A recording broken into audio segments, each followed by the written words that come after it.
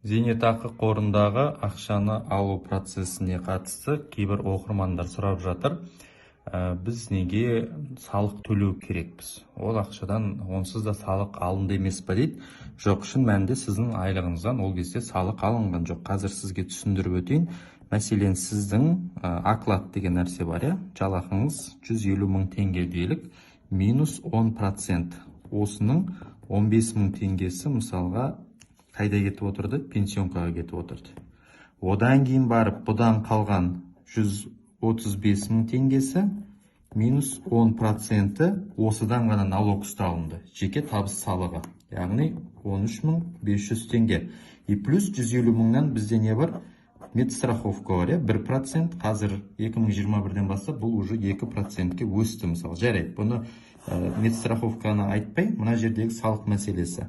Сізде сол 150 мың теңгеден бірден 15 мың теңгеңіз кезінде пенсионкаға аударылып кетті. Мына суммадан ешқандай салық алынған жоқ сізде. Көріп отырсыздар ма? Сізде салық мына қалған сомадан алынды. Ал енді білесіз, жеке табыс салығы дегеніміз сіздің пайдаңыздың 10%-ін беруіңіз керек. Енді қараңыз, әрбір жас мөлшеріне байланысты мен істедім, шектерді қойдым. Енді ол шекті мен бекіткен жоқпын. Министерство бекіткен шек.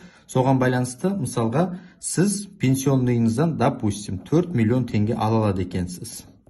Онда 4 миллион теңгеге сіз 400 мың теңге салық төлейсіз.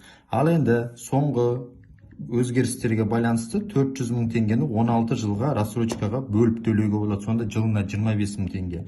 Оны 12 айға бөлсек, тіпті айына 2083 теңге төлейсіз.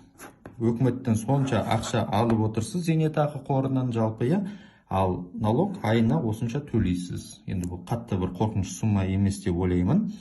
721 мыңнан астам ғана ел азаматы алу бақыты бұйырды дедім. Өкінішке қарай көптеген ел азаматтары бұл сумманы ала алмайды. Десе де алып жатқандар үшін қуанайық.